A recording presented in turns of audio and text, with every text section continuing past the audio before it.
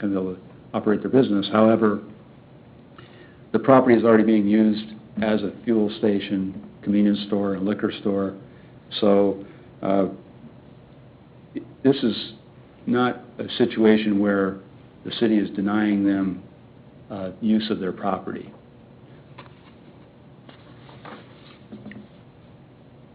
The recommendation of professional staff, our recommendation has been stated. It's based on the criteria that we've just discussed. Some other considerations, there's this concept of spot zoning. That's just saying you shouldn't zone a parcel just for a specific use, just because it makes sense for that use. You have to consider the compatibility of the surrounding zoning. If you're going to approve a rezone, it should be based on a plan and not just approving zoning just because someone wants to use their property a certain way. There should be some thought that goes into it. It should be compatible. It should be contiguous to similar uses and similar zoning. The other consideration I would say is just the fact that Gardner Road, if you look at how people view the city as they enter Gardner, right now we have Gardner Road as an entrance. We have a few others. Certainly US 56 from the east is probably the one most traveled. But Gardner Road is certainly you could consider it a gateway potentially, and the image that people have as they drive down that road and the aesthetic impact of some of the uses that would be permitted in the C3 zone would detract from Gardner Road's function as a gateway into Gardner. And that concludes my presentation. I'd be happy to answer any questions or stand for comments. Okay. Thank you. Thank you. Thank you. Any questions? The Commission? I don't think I have it this time. Thank you. Pretty much sustains the packet that was given out. Thank you.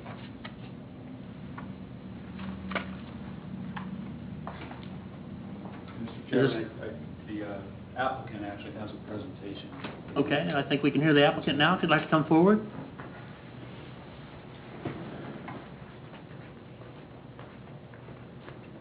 I feel like I'm becoming a pro. You need my name?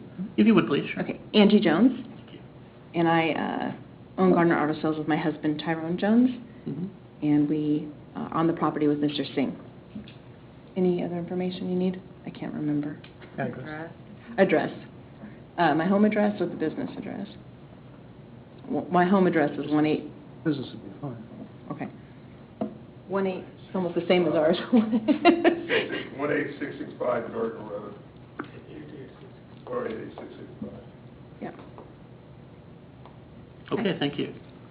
All right. So I do have a presentation, and I'm sorry, but I know that we have new members since this whole thing originally started. So I tried to put together a quick overview. Well, I won't say it's quick, but presentation to kind of take you through where this whole process started and how we ended up coming to this rezoning process at hand. All right, so just to kind of give you the high-level overview, we applied for, Mr. Singh applied for the land use permit on September 10th, and it was approved on September 25th of 2012. My husband then obtained our dealer's license on November 7th of 2012 by the state of Kansas, and we've sold our first car on December 12th of 2012.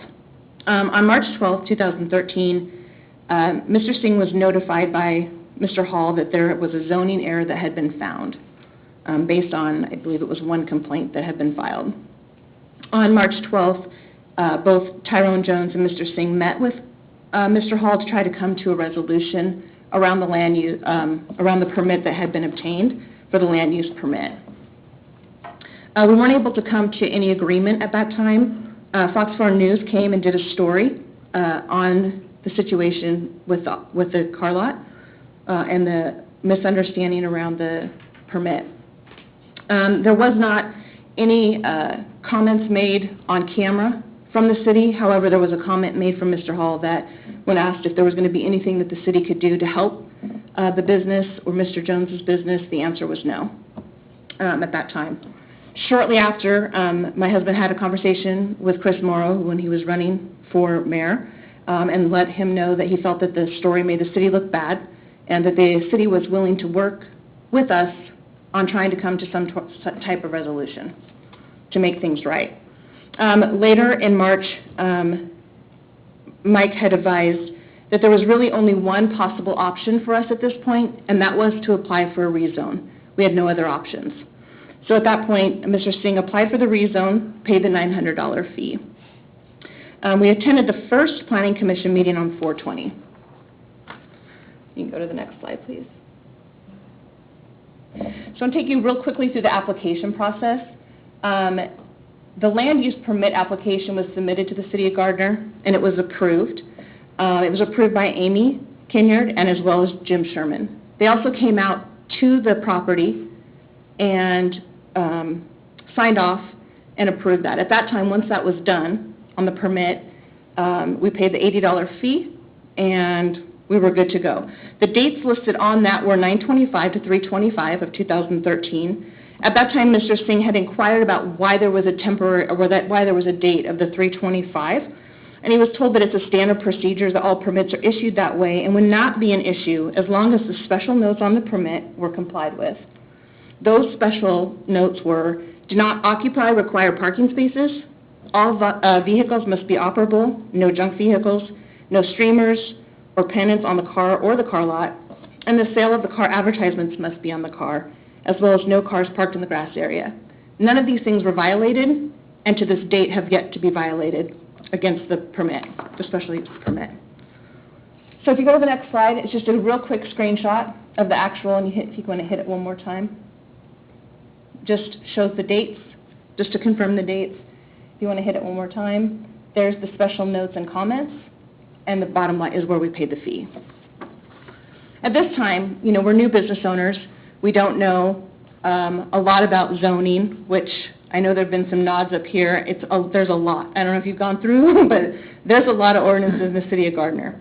So we relied on Amy and their expertise as far as where and what should be done. So we were entrusting that they knew how to do their job, and they were able to read a map. So if you want to go to the next two more enters, please. One more time.